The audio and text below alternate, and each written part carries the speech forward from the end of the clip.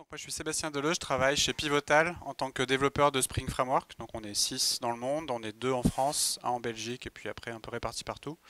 Et donc je travaille depuis 5 ans sur le framework. Et aujourd'hui je vais venir vous parler de sujets assez différents peut-être de si vous faites du Spring Boot classique, on va dire. Là on va avoir des choses assez innovantes.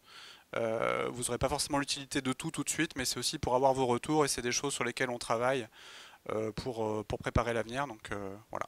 Euh, je vais passer sur les slides. Hop.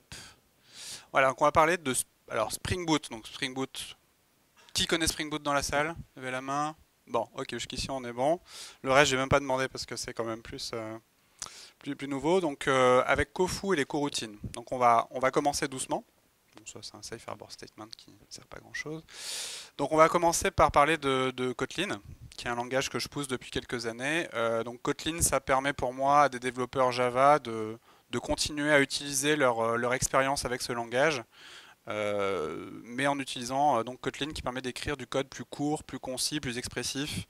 Et c'est plus, en général, les gens ont plus de plaisir à développer avec Kotlin. Voilà, je pense que la notion de plaisir, c'est quelque chose d'assez important parce que même si c'est notre boulot, on y passe quand même beaucoup de temps. Et c'est intéressant d'avoir un langage qui nous aide, qui a des constructions élégantes pour exprimer nos idées et nos algorithmes. Alors, moi, quand j'ai commencé à pousser Kotlin, bah, tout le monde s'en foutait un peu, hein, voilà, c'était un des autres langages. Il y avait Ceylon, il y avait Scala, enfin, il y a plein d'autres langages. Et c'est vrai que depuis que Google a choisi Kotlin comme langage officiel pour Android, la courbe s'est un tout petit peu accélérée. Donc là, ça monte vite, ça monte fort. Et donc c'est actuellement le langage qui a la plus forte progression sur GitHub.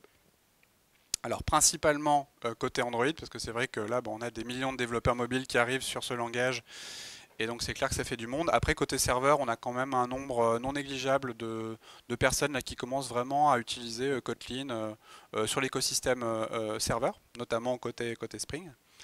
Et alors sur front, ça reste encore un petit peu confidentiel parce que Kotlin, il y a différents types d'applications et sur le front, pour moi, c'est pas encore utilisable, mais à l'avenir, ça sera à mon avis assez intéressant. Mais c'est pas le sujet d'aujourd'hui. Alors, on va mettre les choses en perspective. Par rapport à Java, ça reste, on est loin, hein, ok. Mais en même temps, tous les langages, si on prend à peu près tous les langages alternatifs, ils sont assez loin de Java. Là, ce qui est intéressant, c'est que on commence à voir la courbe de Kotlin avec l'échelle de Java, parce que les autres sont vraiment beaucoup plus bas. Et donc, je pense qu'on se dirige vers une situation où on va avoir deux langages majeurs sur la JVM. Java va rester bien sûr dominant, mais Kotlin va devenir et rester, à mon avis, très significatif. Et bah, c'est une situation qu'on n'a pas vraiment connue, puisque historiquement on a Java et les autres, et donc là on va avoir Java, Kotlin et les autres. Donc c'est intéressant de voir comment l'écosystème va évoluer. Est-ce qu'il y a un écosystème propre à Kotlin qui va se créer? Kotlin aussi supporte tout ce qui est multiplateforme, donc est-ce que cette partie-là va grossir? Ou est-ce que Kotlin va rester sur l'écosystème majoritairement Java avec quelques ajouts pour ce langage? Côté Spring, on aime beaucoup Kotlin et on pousse pas mal. Donc il y a un support officiel de Kotlin, hein. On a vraiment maintenant un focus sur Java et Kotlin. Groovy reste supporté, mais on met moins d'énergie dessus. Puis les éléments qu'on supporte restent supportés. Mais là, par exemple, sur la prochaine version de Spring Framework, on va retravailler la documentation pour fournir tous les exemples de code en Java et en Kotlin. Voilà, donc on avance vers vraiment un support first class pour les deux langages et c'est une tendance qui va continuer à s'amplifier à l'avenir. Alors ça, c'est une application Spring Boot classique. Après, on va avoir des applications Spring Boot un petit peu différentes. Mais là, c'est une application Spring Boot classique développée avec Kotlin. Donc on voit quelques petites différences par rapport à Java, mais grosso modo, vous voyez qu'on a la même structure avec un code plus court. Là, on peut voir qu'on a par exemple une syntaxe pour déclarer à la fois le constructeur et les propriétés. On voit qu'on va quand même favoriser l'immutabilité comparé à Java. On voit qu'on a des choses un peu plus courtes. Là, on n'a pas besoin de mettre les. On a quand même un code plus court. On voit qu'on a une inférence de type C'est-à-dire que Kotlin est aussi statiquement typé que Java, voire même plus, puisque Kotlin gère tout ce qui est null safety. C'est-à-dire que dans Kotlin, le fait que quelque chose, un paramètre, une valeur de retour puisse être nul ou pas, c'est quelque chose qui est explicite, alors qu'en Java, c'est dynamique, c'est implicite, il faut lire la documentation, il faut croiser les doigts pour que le développeur ait bien voulu le préciser, le développeur de l'API. Donc là, même si ça a une tête de truc un peu dynamique, on est sur un typage statique. C'est juste que l'inférence de type de Kotlin va faire en sorte que le type de retour de find_by_id, ça va être sur le repository, ça va être le type de retour sur le find_by_id sur le contrôleur. Voilà. Donc ce qui est intéressant aussi avec Kotlin, c'est que il y a vraiment une très bonne interopérabilité avec Java, c'est aussi pour ça qu'on le supporte, hein, sinon on ne le pousserait pas. Et donc ça permet d'exploiter vraiment très bien tout l'écosystème Java, et dont l'écosystème Spring. Si vous voulez commencer avec Spring Boot, Kotlin, j'ai écrit un tutoriel assez complet qui vous explique tout ce dont vous avez besoin de savoir. Donc tout ce que vous avez besoin de savoir, donc vous pouvez aller sur Spring.io sur les guides. Et là-dedans, vous tapez Kotlin et vous tomberez dessus. Ça vous apprend vraiment tout avec Spring Boot 2, écrire des tests avec des slices, avec JPA. Voilà, vous avez une application web avec Spring MVC. Donc là, on n'est pas avec toutes les dernières fonctionnalités réactives. On est sur une application classique qu'a priori vous connaissez en Java. Et le but, c'est de vous permettre de voir les différences avec ce langage pour voir voilà, si vous êtes à l'aise ou pas. Donc n'hésitez pas, ça se fait en 1 heure et ça permet en gros d'avoir un bon aperçu du langage. N'hésitez pas aussi à aller voir les liens là que j'ai mis, les Kotlin Counts, donc c'est try.kotlinlang.org, c'est des petits exercices qui, surtout si vous connaissez déjà Java, vont vous permettre d'apprendre le langage assez facilement, de manière assez ludique. N'hésitez pas aussi à acheter un petit bouquin papier, ça peut aider. Mais en faisant les Kotlin Counts et en faisant ce tutoriel, pour moi en 2-3 jours déjà, vous commencez à être opérationnel et c'est quand même assez simple. Alors, on va voir beaucoup de choses aujourd'hui, hein. N'hésitez pas à poser des questions si c'est pas clair. Donc avec Spring Framework 5 et Spring Boot 2, donc maintenant on supporte une stack réactive. Donc historiquement on a Spring MVC qui est supporté dans Spring Boot et là maintenant on a Spring Webflux avec un support réactif sur Spring Data, Spring Security, etc. qui va permettre d'avoir une meilleure scalabilité de vos applications, de pouvoir gérer du flux.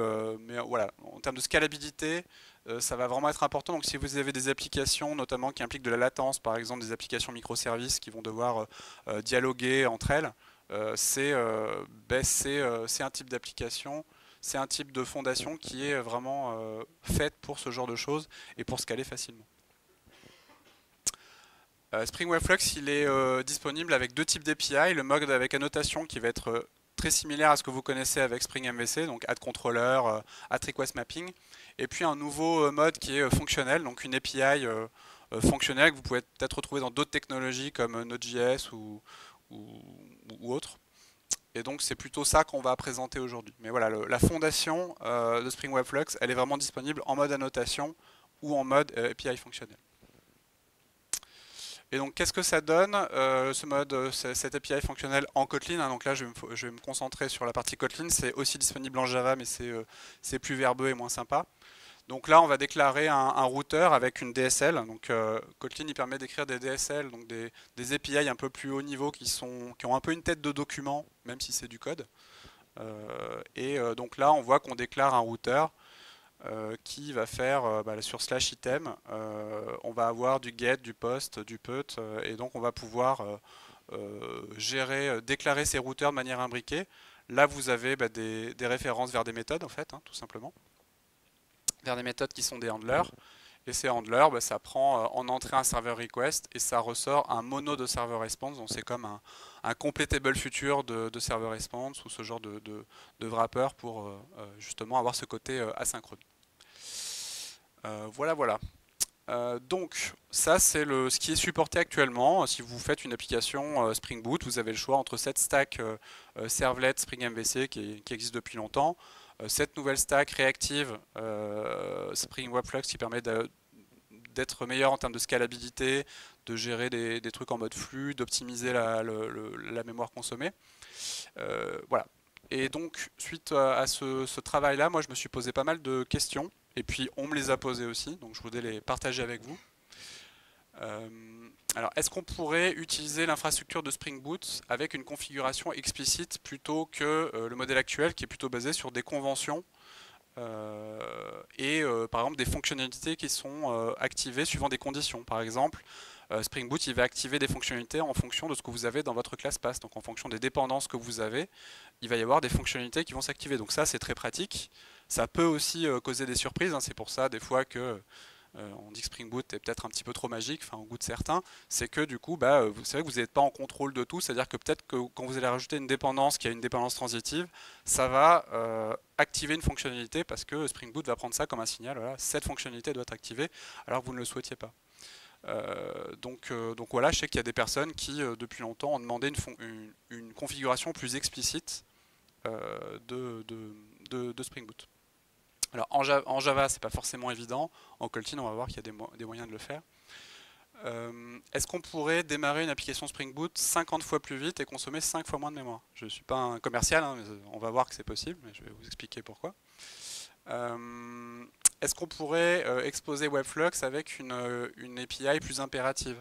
Les API réactives, elles sont très bien, elles sont très puissantes. Par contre, c'est un autre type de programmation. Vous allez devoir apprendre la programmation fonctionnelle. Donc là, vous allez, au lieu de faire de la programmation impérative, vous allez faire de la programmation déclarative. Vous allez en fait décrire les transformations qui vont être appliquées. Voilà, je sais pas mieux ou moins bien, mais en tout cas, c'est un autre paradigme de développement à apprendre. Si vous faites des choses avancées ou si vous avez vraiment le cas d'utilisation très bien, si vous faites juste une application qui fait du CRUD et que vous voulez juste une meilleure scalabilité, est-ce que c'est nécessaire d'apprendre un nouveau paradigme de développement pour ça? La question a été posée par pas mal de personnes et donc je pense on peut se la poser.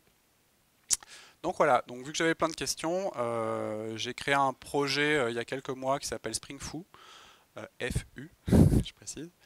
Et donc c'est un projet, c'est un incubateur qui permet voilà, de tester des nouvelles fonctionnalités autour des questions que je viens de citer un peu avant leur inclusion ou pas, hein, bien sûr, parce que voilà, peut-être qu'il y a des choses qui ne seront pas intégrées dans les projets Spring. Donc là, mon but, c'est de vous présenter les différentes fonctionnalités sur lesquelles je travaille pour avoir votre retour.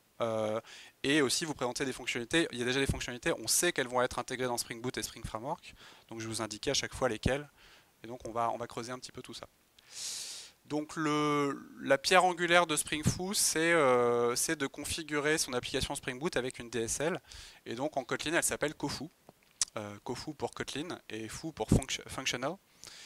Et donc c'est un modèle de configuration qui est minimaliste, qui se veut efficace et explicite pour configurer une application Spring Boot avec une DSL Kotlin.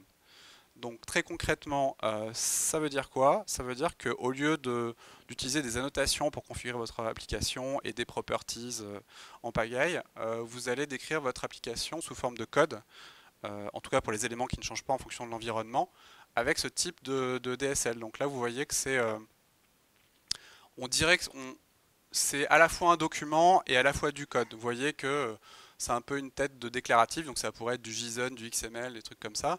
Sauf que vous allez développer ça dans votre environnement de développement, on va le voir après. Vous avez de l'autocomplétion, c'est des API en fait, hein, qui sont documentés par la KDoc, qui est l'équivalent de la Javadoc. Vous pouvez quand même claquer des choses dynamiques. Donc là, on voit qu'il y a un if, mais vous pouvez mettre du for, vous pouvez utiliser n'importe quoi. Donc, à la différence des formats purs documents, vous allez être bloqué si le cas n'a pas été prévu par le développeur du framework, en l'occurrence nous. Là, si vous voulez sortir un petit peu des clous, faire des choses plus dynamiques, c'est possible. C'est possible. Un exemple différent, bon là, j'utilise un port différent en fonction de si le profil contient test ou pas. On peut imaginer aussi des cas d'utilisation, vous développez un e-commerce ou un CMS qui sont historiquement plutôt développés en PHP. Là en Java, vous allez pouvoir mettre du if, des boucles for, etc. pour faire quelque chose de dynamique, c'est-à-dire créer des boucles, des routes à partir d'éléments que vous ne connaissez pas quand vous développez l'application. Donc vous pouvez faire des applications beaucoup plus dynamiques et c'est assez intéressant. Donc on va voir que la DSL elle a plusieurs éléments de configuration. Là c'est une déclaration des bins avec cette DSL à la place d'annoter add service, add components, etc. Là vous allez les déclarer comme ça. On peut aussi faire du scanning de bins si on le souhaite, mais là je ne l'ai pas précisé. Au lieu d'avoir une détection à partir du class pass de il y a Netty, il y a Webflux, etc. Donc j'active, donc Spring Boot active un serveur, là c'est vous qui allez le déclarer. Donc l'avantage, c'est que c'est vous qui avez le contrôle, c'est-à-dire que c'est pas parce que vous avez quelque chose dans votre classe pass que la fonctionnalité va popper magiquement.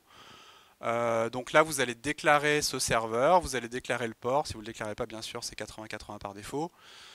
Vous déclarez votre routeur. Vous pouvez bien sûr importer des routeurs déclarés en externe, hein, c'est pas forcément monolithique, on va le voir qu'on peut bien sûr saucissonner ça en plusieurs parties. Et puis les codecs, vous êtes en contrôle de déclarer les codecs que vous voulez, dans quel ordre. Donc là encore, vous avez le contrôle, mais l'intérêt c'est que Kotlin avec ce type de DSL, il vous permet d'avoir un truc qui est assez lisible, assez facile à utiliser, alors qu'en Java, ce serait un peu plus verbeux. En Java, justement, qu'est-ce que ça donnerait? Eh bien, ça donne Jafou. Donc voilà, donc j'ai Kofu, Jafou, hein, et les deux. Kofu est clairement plus lisible. Et donc, moi, le but, c'est qu'il y ait des fondations qui soient développées, qui soient communes à la partie Java et la partie Kotlin. Et donc ça, c'est l'exact équivalent, mais en Java. Donc on voit que c'est un peu plus verbeux. D'ailleurs, c'est intéressant comme exercice. On peut voir que là, à chaque fois, on est obligé d'avoir les paramètres. Donc ça, c'est des lambdas. Hein, quand on a là les blocs beans, serveurs, etc. C'est des lambdas. Sauf que du coup, en Java, je suis obligé de préciser ce paramètre. Donc là, j'utilise des paramètres un peu courts pour que ce soit relativement lisible. Voilà, on voit qu'on a un peu plus de bruit, mais que ça reste quand même valable. Si je suis en Java 11, je peux utiliser var ici à la place de sample handler. Voilà, on arrive aux mêmes choses, mais en mode un peu moins lisible quand même. Donc là, on va se concentrer sur Kotlin et Kofu, mais sachez qu'en termes fonctionnels, vous avez l'exact équivalent en Java si vous le souhaitez. Juste voilà, je considère que c'est moins lisible, mais c'est tout à fait utilisable et je vais développer les deux en parallèle avec le même niveau de fonctionnalité. Donc le principe de Kofu et donc de Jafou, c'est qu'il n'y a pas d'autoconfiguration et donc les fonctionnalités, elles sont pas activées à partir du class pass ou de conditions implicites. Vous êtes en contrôle de déclarer les fonctionnalités qui sont utilisées.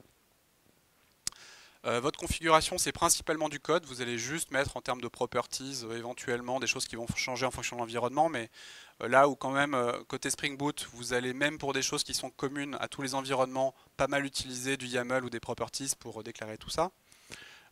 Puisque vous allez utiliser du code avec admin juste pour les aspects un peu avancés de ce que vous voulez utiliser. Là, tout est déclaré avec CDSL, donc tout est déclaré en termes de code, avec de l'autocomplétion, du check à la compilation. Et il y a uniquement les choses qui changent, qui vont être soit des variables d'environnement, soit des properties. Et donc ce qui est intéressant, on va le voir, c'est que vous pouvez débugger votre configuration. Vous pouvez mettre un breakpoint dans votre configuration pour voir si c'est appelé ou pas. Vous pouvez voir la documentation qui va être juste de la documentation de code. Voilà. Et puis vous avez un support dans tous les IDE qui fonctionne bien parce qu'en fait, c'est juste du code en fait. Pas besoin de support spécial. Donc utilisation minimale des properties, on veut essayer d'éviter les soupes de YAML et voilà, garder le contrôle sur la configuration. Donc ça utilise toute l'infrastructure Spring Boot, donc là le but c'est pas de réinventer la roue. Ça utilise toute l'infrastructure Spring Boot, mais on l'utilise juste d'une façon différente en utilisant ce qu'on appelle le Functional Bean Registration. Donc avec Spring Framework 5, on a rajouté une nouvelle façon de déclarer des beans avec des lambdas. Et donc c'est la manière la plus efficace de déclarer des beans, c'est plus efficace et plus rapide que Java Config ou XML. Et donc c'est ça qu'on utilise dans Spring Boot. La configuration, elle peut et elle doit, à mon avis, dans les applications réelles, être modulaire. C'est-à-dire qu'on ne va pas avoir un seul bloc application, sinon là c'est un peu le retour aux heures sombres du code. On va avoir un bloc configuration qui est l'équivalent de votre add configuration. Mais en fait, tout ce que vous pouvez mettre dans Application ou Web Application, vous pouvez le mettre dans Configuration. Et donc là, vous allez composer, comme vous le souhaitez, votre configuration. Donc là, on voit qu'on fait data config avec uniquement les beans pour la partie data, des listeners en rapport avec la partie data, et puis là, on voit qu'on déclare la partie persistance avec R2DBC. R2DBC, c'est du Reactive SQL que je vais vous présenter un petit peu après. Je vous dis, il y a beaucoup de nouvelles technologies aujourd'hui, mais vous pouvez aussi déclarer du MongoDB, des trucs beaucoup plus classiques. Notre configuration web, elle est déclarée comme ça. Donc là, pareil, je mets uniquement les beans en rapport avec la partie web. Je déclare mon serveur, moustache, etc. Et ce qui est intéressant, c'est que là, vous avez vraiment la main pour utiliser la granularité que vous souhaitez. Donc après, quand vous allez faire des tests d'intégration ou vous voulez uniquement activer une partie de votre application, si vous avez bien structuré vos configurations comme il faut, ça va être assez intéressant. Là où dans Spring Boot, on est limité parce que dans Spring Boot configuré par annotation, on reste limité parce qu'on reste quand même sur une configuration globale à base de properties et puis un peu de code. Là, vraiment, tout est, vous avez la main pour définir la granularité que vous souhaitez. Et puis après, on va assembler ces blocs de configuration. Alors j'ai essayé de réutiliser le vocabulaire Spring Boot, hein, parce que le but c'est de capitaliser sur votre connaissance et sur la nôtre. Et donc là, on va déclarer ces configuration properties de manière fonctionnelle et pas avec annotation. Et on va utiliser avec enable, hein, qui est proche du vocabulaire qu'on utilise avec les annotations, on va activer telle configuration ou telle configuration, éventuellement en fonction de profil, etc. Enfin, c'est du fonctionnel, donc vous avez la main pour construire et agencer ça comme vous le souhaitez. Alors Kofu et Jafu, ils sont plus rapides qu'une application Spring Boot classique parce que l'enregistrement de bin fonctionnel, ça va très vite. C'est juste des lambda et donc il n'y a pas de proxy cglib, il y a beaucoup moins d'évaluation de conditions aussi parce qu'on est sur un modèle déclaratif où c'est vous qui déclarez les conditions en fait. Donc en fait, Spring Boot il a moins de travail au démarrage pour déterminer est-ce que s'il y a telle dépendance dans le class path, je dois activer tel truc et voilà. Et surtout, vous activez uniquement ce dont vous avez besoin. Le travail sur Spring Boot qui est réalisé, il est exceptionnel, hein. Je côtoie les développeurs tous les jours et c'est juste voilà, extraordinaire. Là, c'est beaucoup plus stupide en fait, mais c'est beaucoup plus simple et donc du coup, ça vous permet. En fait, c'est pas l'autoconfiguration de Spring Boot qui va essayer de savoir si on doit activer telle fonctionnalité, c'est vous qui décidez d'activer une fonctionnalité. Et donc ça veut dire que par défaut, on ne va pas activer GMX, on ne va pas activer le cache, on ne va pas activer les schedulers, on ne va pas activer plein de choses, parce qu'en fait c'est vous qui allez déclarer via la DSL et l'autocomplétion les fonctionnalités, et donc forcément vous allez avoir beaucoup moins de fonctionnalités qui sont activées, donc ça va aller plus vite, donc ça va consommer moins de mémoire. Voilà, c'est pas magique, hein, c'est très logique, vous allez uniquement déclarer ce dont vous avez besoin.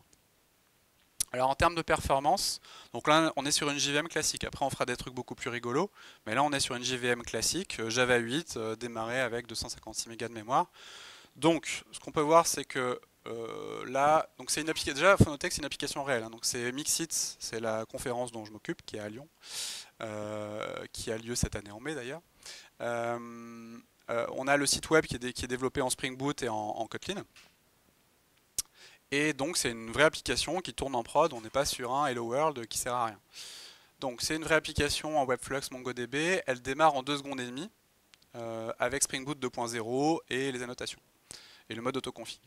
Déjà on peut voir que juste en mettant à jour avec Spring Boot 2.1 sur lequel on a fait un travail d'optimisation important, votre application elle va consommer moins de mémoire et démarrer plus vite juste en mettant à jour. Donc déjà si vous êtes en Spring Boot 2.0, je vous encourage à mettre à jour en 2.1, ça tournera plus vite, ça consommera moins de mémoire. L'upgrade en général il est assez simple, voilà, ça coûte pas bien cher et c'est pas mal. On va continuer le travail sur Spring Boot 2.2, on pourra peut-être en parler au niveau des questions si vous voulez après. La partie performance efficacité c'est le thème majeur de Spring Boot 2.2. Et donc on va être entre les deux. Voilà, je ne sais pas où on sera, mais en tout cas on va encore améliorer l'efficacité avec le modèle annotation. Avec Kofu, en fait on court-circuite pas mal de choses, on utilise uniquement ce dont on a besoin, donc ça veut dire que là il y a plus de fonctionnalités activées que là, mais en fait on les utilise pas donc elles ne servent à rien. Et donc on arrive à un temps de démarrage de 1,1 seconde sur ma machine au lieu de 2,3. Donc on voit que c'est pour exactement les mêmes fonctionnalités, donc on voit quand même que le boost en termes de performance et de mémoire, hein, parce qu'on parle aussi de mémoire consommée sur le cloud quand vous allez faire tourner votre application, il est quand même significatif. Et donc le jeu sur Spring Boot tel que vous le connaissez actuellement, ça va être bien sûr de se rapprocher le plus possible de ça, sachant que voilà, une application Spring elle peut tourner aussi vite que ça et consommer aussi peu de mémoire, et donc on va essayer d'optimiser la version annotation, mais cette version là, pas de souci. Elle restera plus performante quoi qu'il en soit parce que c'est plus light. Voilà, donc une application Spring Boot qui tourne avec Kofu ou Jafu, ça permet de tourner plus facilement sur GraalVM. Alors, est-ce que qui a entendu parler de GraalVM? Ok. Donc alors, GraalVM c'est une bestiole un peu particulière. GraalVM c'est un projet de virtual machine d'Oracle nouvelle génération qui a plusieurs sous-projets, donc c'est un peu illisible hein, en termes de marketing, c'est un peu compliqué. Il y a plusieurs parties. Aujourd'hui, on va parler de Substrate VM. Substrate VM, c'est un sous-ensemble de GraalVM qui permet de compiler des applications JVM, donc le bytecode, sous forme d'exécutable natif. Voilà. Parce que GraalVM, c'est aussi une VM nouvelle génération où tout est codé en Java à la place de certaines parties d'Hotspot qui étaient en C. Et c'est encore autre chose. Là, on va parler de la partie GraalVM qui permet de compiler du bytecode en exécutable natif, donc comme vous avez en Go par exemple, éventuellement statiquement linké, donc vous pouvez le déployer sur n'importe quel container sans JVM pour le runtime. Et donc ce type d'application avec une gestion des bins fonctionnels, ça tourne mieux sur GraalVM en tant qu'application native. On va voir un petit peu après. Et donc ce qui est intéressant, c'est que du coup avec GraalVM, vous pouvez démarrer une application Spring Boot en 6 millisecondes au lieu de 1 seconde. Donc vous voyez qu'en termes de démarrage, on est sur du démarrage instantané. Quand on parle de serverless, on se fait souvent chambrer en Java parce que oh là là, mon Dieu, votre JVM elle met du temps à démarrer parce qu'en local ça démarre en 2 secondes et demie, mais sur le cloud ça va démarrer on va dire en 10 secondes. Et bien là, on arrive à des temps de démarrage qui sont assez hallucinants. En termes de consommation mémoire, en fait, dans la JVM, il y a plein de zones mémoire différentes. Il y en a 6 principales. Il y en a une juste pour le cache du JIT qui fait 240 mégas par défaut et qui est très difficile de baisser. Donc, une application JVM, même minimale, elle va au moins consommer 512 et pour une application réaliste, souvent 1 giga. Si vous voulez qu'elle patate vraiment sur un container. Là, vous allez avoir une application qui va fonctionner avec 50 mégas de mémoire et plutôt bien. Donc voilà, en termes de conso mémoire et de démarrage, vous allez énormément gagner. En termes de rapidité, en théorie, vous allez perdre parce que vous n'allez pas avoir une JVM qui va optimiser votre programme en termes de runtime. Sauf que dans les faits, ça tourne quand même pas mal. Ils ont fait d'autres types d'optimisation qui permettent de compenser. Donc voilà, GraalVM en termes d'image native, pour moi c'est pas du tout production ready maintenant. Ceux qui font des pubs en disant ouais c'est super et tout, voilà. C'est pas encore utilisable en production, loin de là pour la partie native image. Mais d'ici à 2-3 ans, je pense que ça va vraiment l'être et c'est quelque chose sur lequel à mon avis on doit travailler dès maintenant. Et sur un runtime, voilà, container ou autre, c'est des choses qui sont assez intéressantes parce que bah, si vous divisez par 5 la quantité de mémoire et que vous avez un démarrage instantané, ça veut dire que vous pouvez faire du scale to 0, donc serverless, hein, c'est voilà, pouvoir éteindre votre application et puis la démarrer dès que vous avez une requête et donc pas payer le run quand vous n'avez pas de requête. Et ben ça devient tout à fait possible avec un écosystème JVM, modulo toutes les modifications qu'il faut pour supporter GraalVM, native image, et ça il y en a beaucoup parce que comprenez bien que compiler une application JVM pour du natif, ça va impliquer pas mal de contraintes, on va y revenir. Dernier sujet, et après on va passer à la démo, parce qu'on va faire du concret aujourd'hui, les coroutines. Donc les coroutines, c'est propre à Kotlin, hein, ça n'existe pas encore en Java. Il y a Project Loom en Java qui va arriver un peu après, mais c'est encore une autre bestiole. Ça permet d'avoir des threads un peu légers qui vont permettre d'écrire du code non bloquant asynchrone, mais assez proche du code impératif que vous avez l'habitude d'écrire. Donc on va dire que le gap en termes de type de programmation par rapport du réactif, il est plus faible. Après, ça permet peut-être d'aller moins loin sur certains cas d'utilisation, mais en tout cas, si vous avez des besoins simples, d'être juste asynchrone et de pouvoir scaler plus facilement, ça peut être assez intéressant. Donc là, je suis désolé, je ne sais pas si vous verrez tous le code, mais ça c'est un repository réactif qui utilise l'API ReactiveSQL que je vais présenter après quand je vais coder, qui s'appelle R2DBC. Et donc, oui, je vais peut-être parler un tout petit peu de R2DBC. Donc, JDBC, JPA sont bloquants par défaut. Donc, les seuls moyens de les faire tourner si vous avez une application réactive, c'est de les isoler dans des thread pools pour faire en sorte qu'ils ne fracassent pas vos 4 ou 8 threads netty. Et donc, nous, on a essayé de ne pas trop aller là-dessus parce qu'on pense que ce modèle-là, en termes de scalabilité, il est un peu assez rapidement bloqué. Et donc on travaille depuis quelques temps sur une initiative qui s'appelle R2DBC, qui est donc du Reactive SQL, donc c'est du SQL mais nativement réactif. Il y a également Oracle qui travaille sur ADBA, qui est plutôt du SQL asynchrone, on va dire, donc le Reactive SQL ça va un peu plus loin. Et on est sur des pistes un petit peu différentes, peut-être que ça convergera, peut-être pas, on verra. En tout cas, nous on avance là-dessus. Et donc ça vous permet de faire du SQL en réactif, ça supporte H2, PostgreSQL, SQL Server de Microsoft, et voilà, il y en a d'autres qui vont arriver, hein, MySQL il va arriver je pense. Et donc c'est quelque chose qui est moins haut niveau que JPA, vous allez écrire votre code SQL natif, on va dire, propre à la base de données, par contre l'API, elle, est commune. Donc c'est un Juke moins évolué. Enfin, on n'a pas encore toutes les fonctionnalités bien sûr, mais dans l'idée c'est vraiment du SQL, c'est pas une abstraction au-dessus de SQL. Donc là on voit qu'on a notre repository réactif qui va renvoyer du mono ou du flux, donc du flux quand on a des collections ou des flux, et des monos quand on veut renvoyer un résultat, ou mono de void pour juste signaler la fin de l'exécution d'une requête. Voilà, donc et vous voyez que là sur l'exécution par exemple qu'on veut on exécuter séquentiellement différentes opérations, ça va être un peu différent de ce qu'on fait d'habitude en impératif. On va devoir utiliser des opérateurs chaînés fonctionnels, .zen, .zen, .zen, etc. La version avec coroutine, elle va être beaucoup plus proche du code impératif. C'est-à-dire que là, on retrouve nos types classiques, int, alors source c'est une autre bestiole, je vais vous en parler après, user, etc. Et vous voyez que là, quand je veux chaîner différents appels séquentiels, je vais juste faire mes appels comme je l'ai fait d'habitude sur mon code impératif.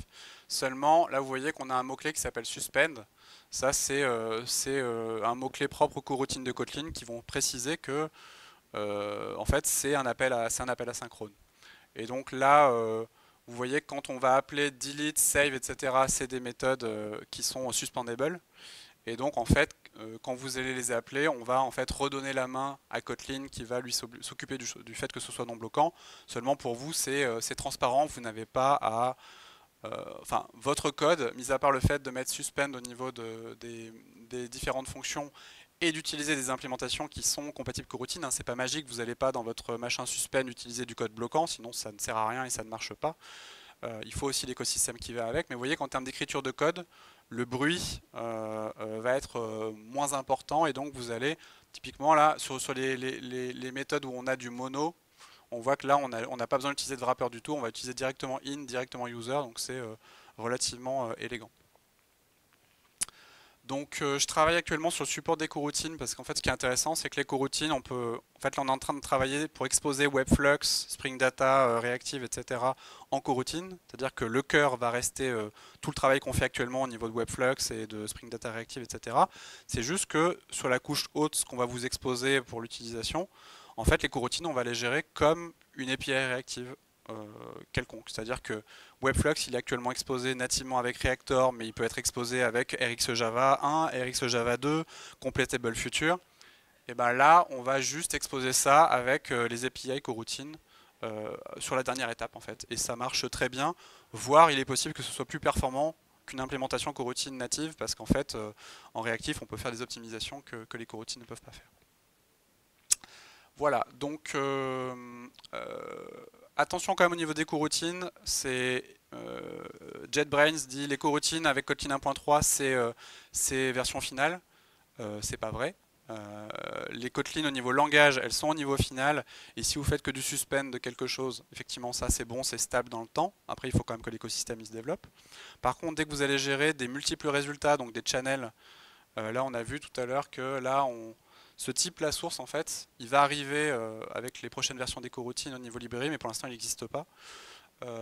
On a un type qui s'appelle Receive Channel qui permet de gérer ce qu'on appelle des hot streams, c'est-à-dire si vous vous abonnez à un flux d'événements ou des tweets ou des choses comme ça. Par contre, des espèces de collections asynchrones, il n'y a pas d'abstraction en coroutine pour gérer ça actuellement.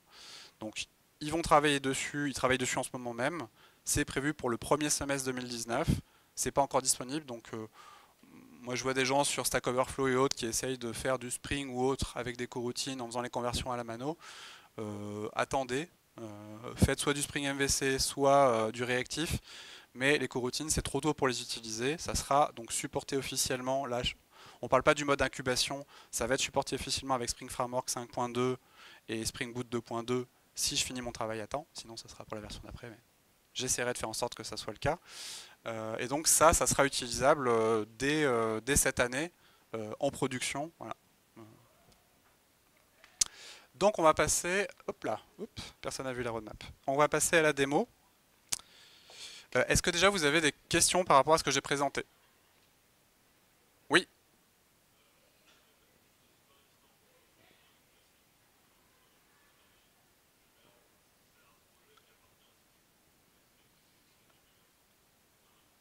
ouais,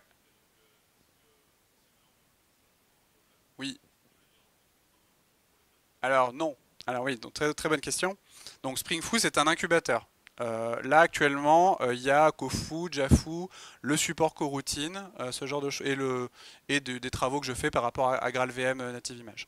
Le but, c'est que les choses sortent de ce mode incubation pour que vous puissiez l'utiliser. Donc là, typiquement, ce qui va se passer courant de l'année, c'est que le module coroutine pour Webflux, pour Data MongoDB et Data R2DBC, qui sont actuellement dans Spring Foo, et que vous pouvez utiliser en mode test, mais uniquement en mode test pour l'instant, on va les virer de Spring Foo et on va les mettre dans Framework, dans Data, dans Boot, etc. Et là, vous pourrez l'utiliser en production. Donc, effectivement, tout ce qui est dans Spring Foo, c'est de l'incubation.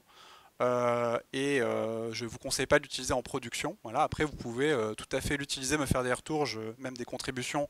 Je suis vraiment en demande de ça. Mais c'est un incubateur et donc quand c'est dans Spring Foo, ça veut dire que c'est de l'incubation, c'est de l'expérimentation c'est pas utilisable en production. Voilà. Même Kofu. Après, voilà, c'est-à-dire que moi, il y a des versions, hein, c'est-à-dire que là, j'en suis à la 0.04, donc tu vois, c'est pour envoyer un message. Après, moi, je bosse très très activement dessus. On discute beaucoup avec l'équipe Spring Boot, etc. Et voilà, juste, je peux pas vous promettre de choses parce que c'est un mode de configuration très différent. Il y a des choses qui vont évoluer dans Spring Boot. Bien sûr, j'en parlerai à la fin, mais bon, j'en parlerai à la fin. Voilà. Je parlerai de la roadmap à la fin. Mais en tout cas, tant que c'est dans Spring Foo, c'est du mode incubation. Et là, donc, je vous dis, les choses officiellement qui sont en cours de travail pour intégration dans Spring Framework, Spring Boot, Spring Data, c'est les coroutines. Le support GraalVM aussi, on va continuer à l'améliorer. Mais pour moi, le gros morceau de 2019, c'est les coroutines qui passent en production ready, qui permettent de faire du Webflux avec une API impérative en Kotlin. Et Kofu, Jafu, ça va prendre un petit peu plus de temps. Par contre, ça va beaucoup évoluer, beaucoup avancer. Et le but, c'est de maturer quelque chose qui sera prêt à être intégré plus tard quelque part. Voilà. Alors, et puis ça dépend aussi des retours en fait. Voilà, c'est une des discussions que j'ai avec l'équipe Spring Boot actuellement, c'est quelle est la demande pour ce genre de configuration légère, explicite, minimaliste. Voilà, donc voilà, faudra peut-être que j'ouvre une issue côté Spring Boot pour que les gens votent, mais ce qui est intéressant, c'est de voir s'il y a une attente en fait. Et voilà, moi s'il n'y a pas d'attente, pas de souci, hein, moi je suis pas là pour vendre quelque chose. C'est juste, moi il me semble qu'il y a une attente. En tout cas, moi, j'aimerais bien avoir des applications plutôt comme ça. Et c'est intéressant pour moi de voir quelle proportion de personnes ça intéresse. Voilà, on fera peut-être un petit vote à la fin dans la salle. Alors, on va sortir de ça. Et on va voir un peu plus en termes de code comment ça marche. Donc là, on va créer un nouveau projet Spring Boot qu'on va transformer en projet Spring Boot avec Kofu. Donc là, je vais juste créer un nouveau projet. Donc là, vous pouvez le créer sur start.spring.io où moi je fais avec directement le plugin IntelliJ IDE. Là, je crée une application Spring Boot classique. Ok. Donc là, j'utilise le plugin Spring Initializer de IntelliJ IDE. Je vais sélectionner Kotlin. Je vais appeler ça Demo Kofu. Ok, on va garder ma Vun ce coup-ci. Je vais sélectionner Reactive Web. J'utilise Spring Boot 2.1.2 et je vais créer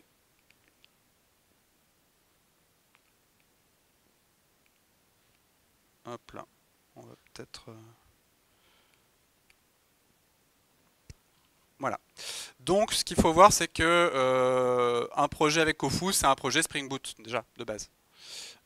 Donc on va agrandir tout ça, hein, prenez pas peur. Voilà. Hop. Hop. Donc là, on a créé un projet Spring Boot classique. On va le passer en Kotlin 1.3 parce qu'on va s'amuser avec les coroutines et du coup les coroutines sont supportées à partir de Kotlin 1.3. Voilà. On va rajouter, quand mon ordi aura fini de friser, des dépendances pour Kofu. Donc en fait, Kofu, c'est un surensemble de Spring Boot. Donc c'est-à-dire que là, bien sûr, je triche totalement avec des live templates. Quand même que j'utilise le bon. Non. Les dépendances. Donc là, quelles dépendances on a rajouté? Les dépendances Spring Foo Kofu en version 0.04. Ça, c'est pour faire peur aux gens, mais c'est quand même totalement utilisable. Le support des coroutines qui va plus tard migrer dans Spring Web Framework. Le support coroutine pour R2DBC qui va plus tard migrer dans Spring Data. Et puis là, on va utiliser H2, le support H2 pour avoir une base de données embarquée. Et puis on va aussi utiliser JUnit 5. En Kotlin, c'est plus sympa. On va exclure JUnit 4. Hop. Artifact ID. Ok. Et puis oui, le repository, parce que du coup, c'est encore en Milestone, hein, 004, c'est pas sur Maven central. Ok, donc là normalement on devrait avoir dans le ClassPass ce dont on a besoin pour développer une application avec Kofu. Donc on va transformer ça, donc ça c'est une application Spring Boot classique, et donc on va la transformer. Donc on efface ça, et donc on va créer notre application avec notre DSL. Donc là on va faire une application web, et on va déclarer un serveur avec la configuration par défaut.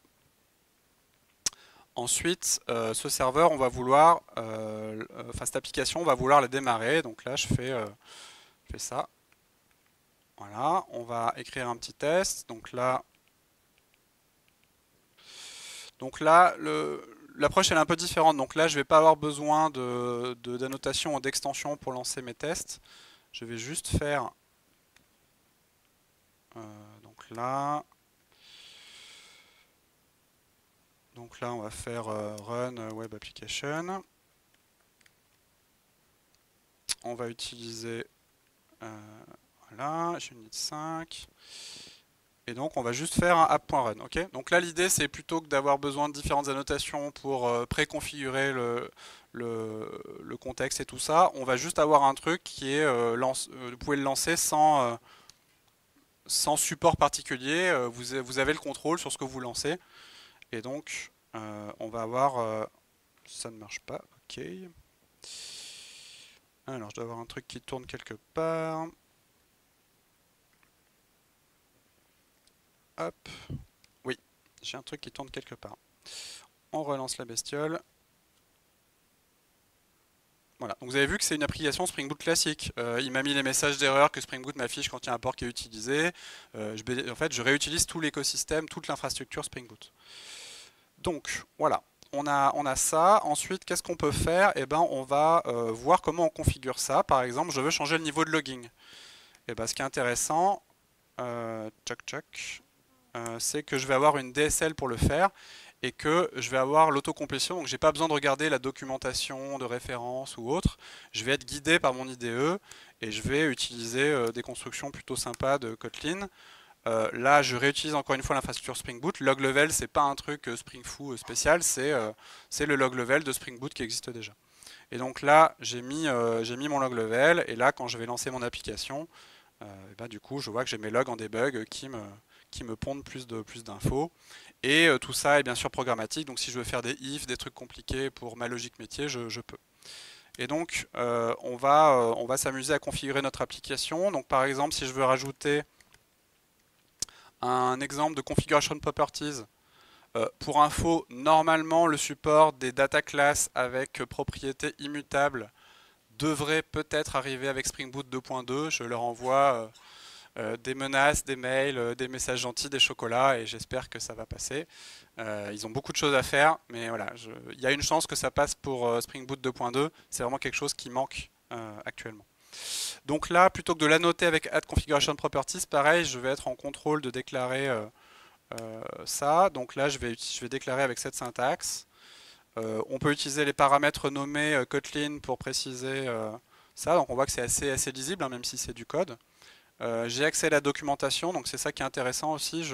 J'ai accès à la KDoc directement pour voir ce qu'il en est. Alors, quand nos amis d'IntelliJ IDEA auront corrigé le bug, j'aurai même les extraits de code directement dans l'aide. Là, c'est juste un bug d'IntelliJ IDEA, mais le but, c'est que vous ayez toutes les infos dans l'IDE pour développer votre application. Et puis voilà. Là, comment je vais faire? Là, je vais récupérer en fait mon contexte. Ok. Et dans mon test, je vais vérifier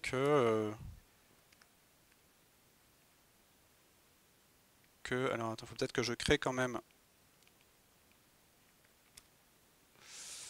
Voilà, donc là sample.message égale hello, et là dans mon test, je vais vérifier que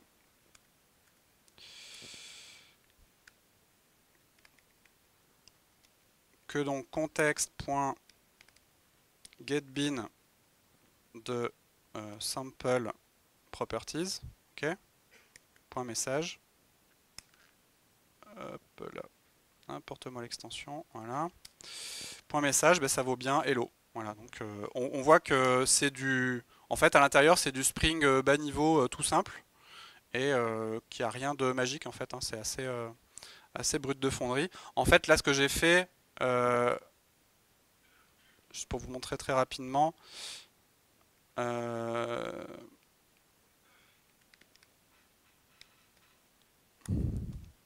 en fait, dans Spring Foo, il y a un projet qui s'appelle Autoconfigure Adapter et qui va en fait adapter l'autoconfiguration Spring Boot qui utilise Java Config et qui va transformer ça en Application Context Initializer. Mais voilà, en gros, je réutilise toute l'infrastructure de configuration Spring Boot et je la transforme en configuration programmatique.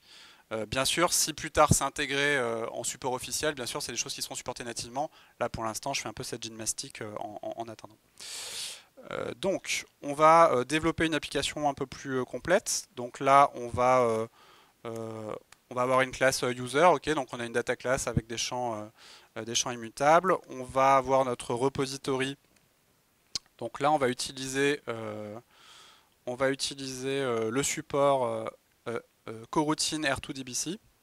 Donc là, vous voyez qu'on a du coup une API qui retourne des suspendable functions de quelque chose. Donc suspendable function de liste de users, de find one, etc. Voilà, donc vous voyez que c'est quand même plus proche du code impératif que des API réactives. Ensuite, on va créer, donc là on va faire un truc un peu modulaire, donc on va créer notre data config. On va bien sûr importer tout ce qui est nécessaire. Donc là, si vous êtes un peu habitué à Spring, du coup, c'est des listeners, hein, tout simplement. Donc là, je déclare un listener de type Application Ready Event qui est un événement Spring Boot. Encore une fois, vous pouvez capitaliser sur votre connaissance de l'architecture de Spring. C'est juste une autre façon de l'exploiter. Voilà, donc là j'ai déclaré la data config et donc pour l'utiliser, je vais préciser voilà, enable data config. Ensuite, on va rajouter un serveur un peu plus touffu que ça. Donc, on va créer notre web config qui va avoir besoin d'un handler. Donc, pareil, il y a un support. Donc, ça, n'hésitez pas à me faire des retours dessus, mais j'ai choisi de préfixer les types réactifs par co, donc co server request, etc. Donc, tous les types coroutines, parce que c'est des types différents avec des interfaces différentes. Qui vont utiliser des suspendable functions au lieu des types réactifs. Voilà, j'ai tout préfixé par co. Check, check, check. Voilà, donc le user handler il est là. Il est ensuite déclaré en tant que bin ici. On voit qu'il est réutilisé au niveau du routeur. Je récupère une référence dessus et ensuite je déclare mes routes, etc. Les routes, vous pouvez bien sûr les externaliser. Les codecs qui sont ici, vous pouvez. Après, vous voyez, il y a d'autres types de codecs. Et ce qui est bien, c'est que vous allez avoir la liste des codecs dispo dans votre IDE. Vous n'avez pas besoin voilà, enfin, tout est dispo là. Et ce qui est intéressant aussi, c'est que en fait, c'est pas juste une déclaration de ce truc-là, de Jackson par exemple. C'est si je veux utiliser Jackson avec les paramètres par défaut, je fais ça. Si je veux utiliser Jackson avec des paramètres avancés, genre ah bah tiens, je voudrais avoir ma sortie indentée, je fais comme ça. Et encore une fois, c'est découvrable, c'est documenté dans l'IDE, j'ai même pas besoin de regarder la documentation et ça me permet de découvrir moi-même toutes les capacités de configuration plutôt que d'avoir des choses qui sont automatiquement configurées et quand je veux aller customiser, c'est un peu plus compliqué. Donc voilà, et donc c'est assez puissant, je pense. Donc là, pareil, notre web config, on va l'utiliser ici. Hop là, on va virer ce serveur-là parce que le serveur il est déjà déclaré dans ma web config. Et puis on va changer ce test-là pour un truc un peu plus complet. Voilà.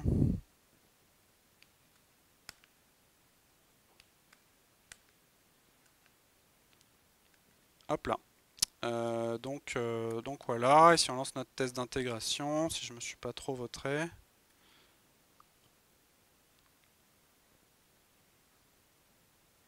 Voilà, ça marche. Donc, et puis là, ce qui est intéressant, c'est que vous n'êtes pas obligé de réutiliser, alors je ne ferai pas la démo, mais vous n'êtes pas obligé de réutiliser l'application de base qui est celle qu'on lance. Vous pouvez aussi, dans les tests, euh, vous pouvez tout à fait dans un test créer val euh, custom app, euh, custom app égale euh, web application, tchac, et là vous allez par exemple réutiliser uniquement la data config. Et là ce qui est bien, c'est que vous allez avoir la main sur, vous êtes en contrôle de définir la granularité que vous voulez, et après vous êtes aussi en contrôle de définir exactement quelle partie vous utilisez. Vous pouvez voir ça comme un mécanisme plus puissant que les slices de Spring Boot qu'ils ont introduit récemment, mais où c'est quelque part un truc prédéterminé, on a repository et web. Là vous avez la main pour définir la granularité que vous voulez, parce qu'en fait, c'est pas des properties d'un côté, enfin des properties globaux à l'application et puis des bouts de admin, c'est vraiment tout ce qui est activé, c'est vraiment dans chaque bloc de configuration et vous avez la main dessus. Donc ça, je pense que c'est intéressant. Et donc après, je vais pas vous montrer cette application-là compilée avec GraalVM parce que du coup, les coroutines, elles sont pour l'instant pétées sur GraalVM et il y a 2-3 trucs que je dois encore faire. Mais par contre, je peux vous montrer comment ça fonctionne vite fait. Donc vous avez dans Spring Foo, vous avez une partie sample, n'hésitez pas à regarder, hein, c'est des applications indépendantes. Hop. Donc là, les applications qui tournent avec GraalVM pour l'instant, c'est Jafoo Reactive Minimal et Kofoo Reactive Minimal. Donc c'est des applications tout à fait classiques. C'est comme ce que je viens de vous montrer. Okay, pas de piège, hein, c'est exactement la même chose, l'infrastructure Spring Boot, etc. Les différences, c'est alors pour l'instant, le tooling laisse un peu à désirer. Donc pour l'instant, c'est un script.sh qui va compiler votre application avec Gradle. Sache que là, tout est normal. Et après, je vais l'unzipper et puis je vais utiliser Native Image qui est un outil de GraalVM pour compiler ça. Alors la ligne de compilation, elle est longue comme le bras. Allow incomplete class pass parce que du coup, sinon ça pète. Donc là, on informe GraalVM qu'on veut pas que le compilateur explose quand il y a des classes qui ne sont pas connues. On va intégrer des ressources parce que sinon il ne le fait pas par défaut. On a un sacré paquet de configurations et on a de la configuration pour la réflexion. Donc contrairement à une légende largement répandue, GraalVM supporte la réflexion, par contre il faut la configurer. Et donc plus vous avez de réflexion, plus vous avez de configuration. Et moi mon travail au niveau de Spring Foo, c'est d'essayer de faire en sorte que Spring Boot évolue vers un mode de configuration plus programmatique pour que toute l'infra en fait elle soit nativement compréhensible par l'analyseur de code GraalVM pour qu'on minimise la quantité de configuration. Pour l'instant, le fichier de configuration boot.json il est bien fat. Voilà. Le but bien sûr c'est que courant de l'année 2019 il y ait zéro configuration à ce niveau là, c'est-à-dire que en tout cas dans Spring Foo pour l'instant et après peut-être plus tard nativement dans Boot on puisse fonctionner avec zéro configuration. Framework il n'y a pas grand chose. Ça, Log4j et Netty, ça va péter aussi quand ça évoluera parce que GraalVM va aussi évoluer. Et là, pour l'instant, dans l'application, il faut quand même déclarer les différentes classes pour qu'ils les prennent en compte. Là encore, on travaille avec l'équipe de GraalVM pour que GraalVM soit capable, peut-être avec un plugin Spring ou autre, de comprendre votre programme, soit par annotation, soit fonctionnel, pour que ça soit voilà, pas nécessaire. Donc le but, c'est qu'il y ait zéro configuration nécessaire pour fonctionner sous GraalVM. On n'y est pas encore, ça tombe bien, GraalVM Native Image c'est utilisable en production que dans 2 ans. Allez. Donc il y a encore un peu de temps. Voilà, donc là on va compiler ce programme-là en natif. Donc la bonne nouvelle, on l'a vu tout à l'heure, c'est que ça fonctionne, ça démarre très rapidement. La mauvaise nouvelle, entre guillemets, c'est que ça met un petit peu de temps à compiler. Alors, du coup pour ça, je dois utiliser... Donc là, j'utilise SDKman pour sélectionner la bonne version de Java. Donc GraalVM, c'est une distribution de Java. SDK Java list, je crois que c'est ça, non? Non, liste Java, pardon. Liste Java. Donc là, vous voyez que j'ai les différentes versions de Java disponibles avec SDKman et que GraalVM, alors avant c'était Graal, maintenant c'est GRL, c'est considéré comme une distribution de Java qui contient Java C, Java, etc., plus Native Image et d'autres outils.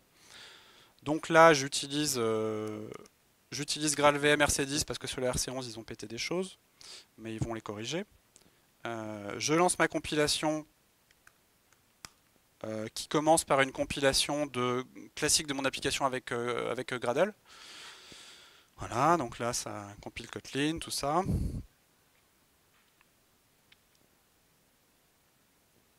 Voilà, et donc là, je passe à la compilation avec Native Image, c'est-à-dire que là, j'ai Native Image qui va compiler mon jar en exécutable natif. Donc là, en fait, c'est à la fois une compilation et une exécution, parce qu'en fait, il va passer dans tout le bytecode, il va faire semblant de l'exécuter, entre guillemets, et il va euh, prendre les instructions machine générées pour les mettre dans un exécutable. Donc ça ressemble un peu à de la magie, mais GraalVM, c'est un projet qui existe depuis 7 ans chez Oracle, avec des gens très très talentueux, qui sont basés côté de la Suisse en majorité, et c'est un gros projet, hein. Voilà. Il y a plusieurs parties, et c'est aussi basé sur LLVM pour la partie génération du code natif. Donc on voit que c'est quand même un petit peu lent, hein, mais c'est pas grave, c'est des choses, je veux dire, le but c'est que pendant le développement, on développe avec notre runtime habituel. On se plaignait que Java c'était peut-être un petit peu lent au niveau des restarts, bah là, ok, ça va vous sembler très rapide. Et le but c'est que par contre quand vous enfin, le but à terme, dans 2-3 ans, quand ça sera bien stable et bien supporté, quand vous voulez faire tourner ça dans votre cloud en mode scale to zero, que ça consomme rien du tout, on peut imaginer que vous vouliez le compiler en exécutable natif. Exécutable natif qui fait 54 mégas, qui comprend l'application et le runtime Java, voilà, il n'y a besoin de rien. Alors là, c'est pas statiquement linké, donc peut-être statiquement linké sera un petit peu plus gros, mais en gros, avec une libc, vous avez 50 mégas, et donc vous avez votre application qui démarre en 10 millisecondes, ce qui est plutôt sympa. On va vérifier que ça fonctionne. Voilà, formidable, hello world, on va pas très loin, mais voilà, actuellement, on en est au stade où la stack Webflux avec R2DBC, alors pas la version H2, mais la version avec PostgreSQL fonctionne. Donc c'est-à-dire qu'on a une stack complète réactive Spring en mode fonctionnel qui fonctionne avec et qui compile avec GraalVM. C'est encore un petit peu fragile, il faut beaucoup de configuration, etc. Je vous dis pas que c'est utilisable maintenant en production, mais pour moi c'est la cible, et vu les gains possibles en termes de coût, d'efficacité, etc., je pense que ça vaut le coup de travailler dessus. Alors, on a presque fini. Tchac, tchac, tchac. Alors, je vais juste récupérer mes 2 derniers slides. Tchac, tchac, tchac, tchac, tchac. Alors.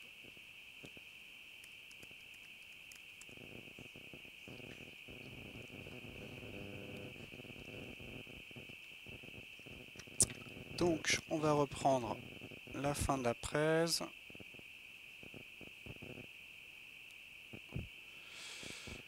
Voilà. Donc, on a fini la démo.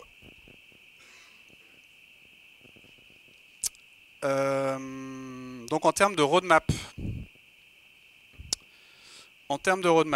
il y a 2 parties. Il y a ce que vous pouvez attendre dans Spring Boot 2.2 et ce qui reste en incubation dans Spring Foo, parce que vous avez vu qu'il y a différentes choses assez ambitieuses et que forcément tout n'est pas disponible maintenant.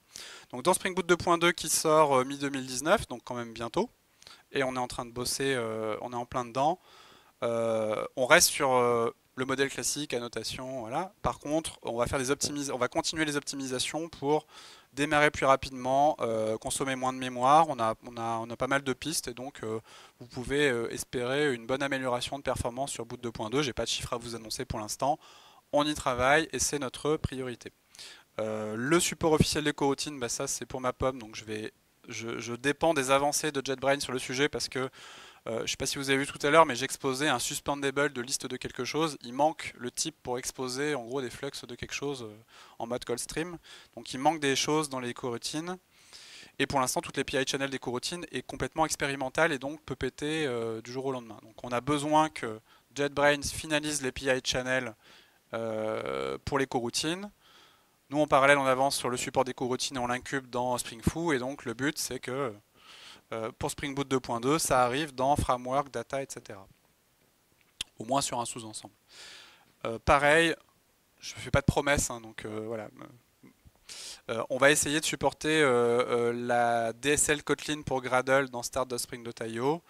Gradle, ils ont aussi, comme nous, pas mal parié sur Kotlin, et donc en plus de Groovy, qui est la DSL originale, mais qui est assez Groovy, même si c'est possible d'utiliser en mode statique, c'est quand même en mode Gradle, c'est assez dynamique.